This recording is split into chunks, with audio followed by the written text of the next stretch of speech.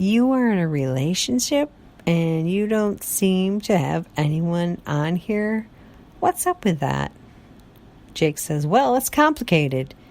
If I may ask, I see you have children, but where the hell's the father?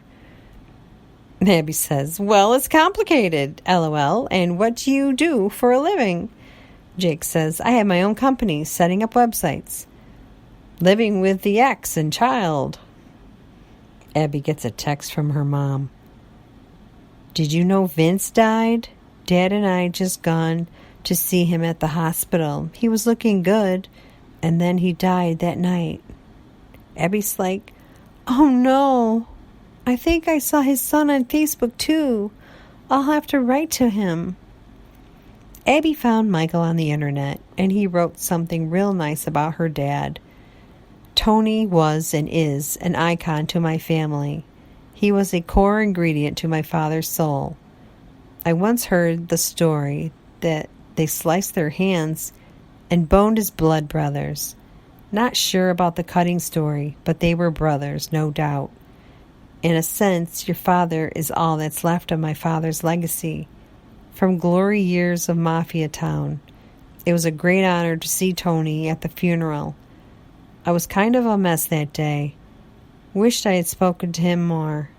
In his expression, I felt his loyalty and compassion for the man of steel laying before us. I was proud of my father for being strong to the finish. I could be so lucky. Michael on Facebook. Well, my dad said he and Tony were blood brothers. That would make us cousins. Abby thinks this guy is so good looking. We always went to their house to visit as children. And he wants us to be cousins. That's just my luck, she thinks to herself. Abby really never knew her dad that well. She was so pleased to see that he had actually found friendship in this life. She gets a text from Jake. Abby says, hey, you going to be around? I will be in the pool for about an hour with the grandkids. I'll make time to chat. Hey, did you get my emails that I sent this morning? Not sure if they are blocking again or not. I am off to the store. Be back later. Jake. Both not sure where this will be going, but definitely feel a connection, even though they haven't seen each other in person. Abby says, I was chatting with one of my dad's best friend's sons. I haven't seen him in years. His dad died. Jake says, sorry to hear that. And what did you have to say to him? He says that we are cousins because our dads were boned as blood brothers. Figures, LOL. Did I ever tell you how effing ungrateful these two are? I am getting real tired of it. This little piss pot of a teenage girl is headed for a rude awakening. Did you see my quote of the day? Abby says, you can't enable people's weaknesses forever. Your life is not your own when that happens. Yes, I did see it. I liked it. Jake says, neither one of them can act normally towards me, looking down their noses to me all the time. I am their effing savior for darn's sake. I know I gave a portion of my life for Sherry that I'm not ever going to regret. I would have regretted it had I stayed gone and she somehow faltered because of it. And if I give up now on her, she'll probably still falter right before the finish line. I am not sure what to do about that aspect.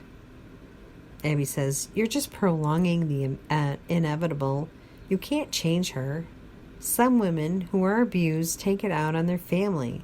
She can only fix it. Jake says, well, I said I would see her through high school. Not sure if I can tolerate 2 more years of this.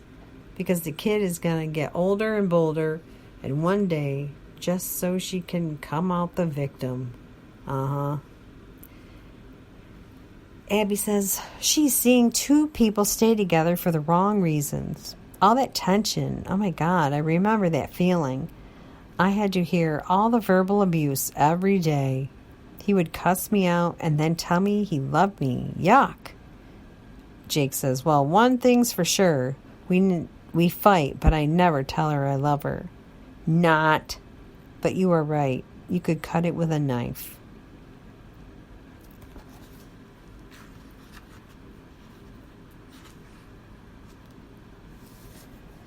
End of part 2 of season 2.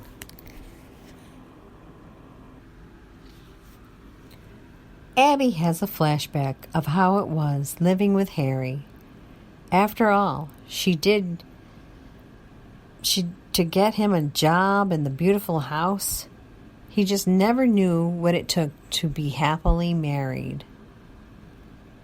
Harry walking around the house in his muddy boots from being outside, circling around the house, talking on his phone to some woman from work, ignoring Abby as he always did. Abby cleaning up Harry's mess on the table for McDonald's takeout 3 days ago. The man never threw anything in the garbage. There was no way she was submitting to this man. Harry says, guys at work say they have to have a different woman every night. Abby's like, yeah, well, they need to get saved. And do they even know how many diseases they're facing doing that? Please don't tell me your work problems anymore. And Harry would go on and on about work and all the people he works with and all their problems, while Abby would just stare blankly into space of what life could be like as Harry babbles. Abby had to take Harry to the hospital for a procedure to prevent heart attacks. He never ate right, and he never exercised. He was gaining weight and started to look like St. Nicholas. Abby was in the hospital room waiting for him to come home.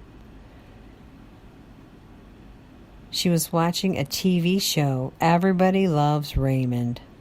It was about growing older and who was going to like you when you get older except the one you were with. That was a shocking reality. She felt like this is where she will be for the rest of her life. The doctor walks in.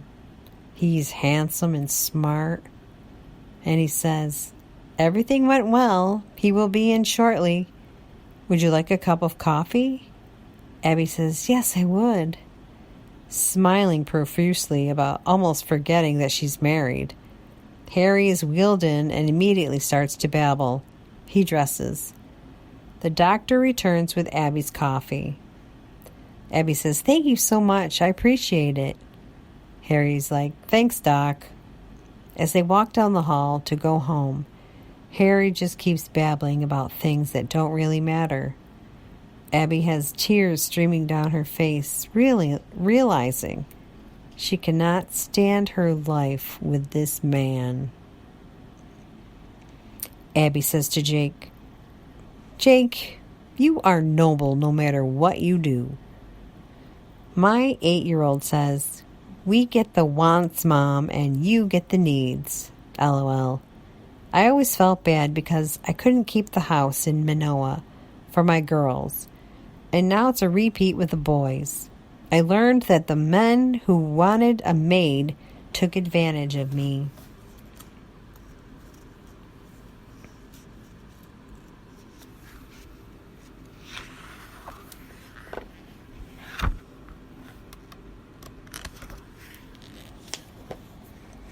You gotta look a man in the eye, says Jake. Well, look, I can't cook. I can grill and make great sauce. That's it. So if you cook for me, then I should do stuff you would normally have to do, in my honest opinion. Unless you don't work. Abby, insisting she wants a relationship, has the feeling that this man does not. And this is not something she's used to. Abby says, it's not a hard thing when people care about each other. I always stayed home with the kids and worked when I had to. I can cook, not a problem. People who get along give back massages, get up and get a drink when you're too tired, support you when the world gets to you. And Jake says, get up here, get a job, get an apartment, get more support, get a babysitter, then get a house for the boys. Or a man with a house for the boys, LOL. You know the difference now? Abby says, yeah, I know the difference, LOL. You gonna give me a hug? Still got to have rent deposit. Money for moving, truck. Unless somebody has one. Someone has to drive it and move all my crap. Which, by the way, isn't too much. My dresser weighs so much, I can't move it. 1 inch. Jake's laughing. I'll give you a high five. Figure it out. Tell you what. I'd put up a big fence. You know what? You Facebooked me a message on 6/12 at 6:21 in the morning. This is my day. I don't talk to anybody. He died that very day at 5:30 in the morning, 8 years ago. Weird, huh? Abby says, wow, that's my intuition. An intuition she is very familiar with, but hasn't found out its exact reason yet for why she has it. My dad would say, play those numbers. He is playing with his sister or brother in heaven. He wants you to be happy. Jake says, well, you are right. The one I am ashamed of that I never knew, tearing. Maybe you should play those numbers. If it weren't for bad luck, I wouldn't have any. You'll be able to see my band play if you're able to make a visit. Abby says, yes, that would be awesome. Jake says, I finally found the right place to get my tattoo done. Tattoo? Says Abby. What? Is all lost because I'm getting a tattoo? No, of course not. Rolling her eyes to herself. Can't believe he even felt her sarcasm through a text. Later that night, Abby sends a text to Jake. Getting to know you and all the things you do song. Jake is out on the hilltop setting up for Halloween and looks at his phone to see Abby text and smiles. Abby sends a video of herself saying to Jake, I hate this taping thing. I hate this, LOL. I'll tattoo your name on my butt. How about that, LOL? Some weeks go by, and she hasn't heard from Jake. She's wondering what's up with that. So she sends him a text, and he doesn't answer. A month goes by, and still nothing from Jake.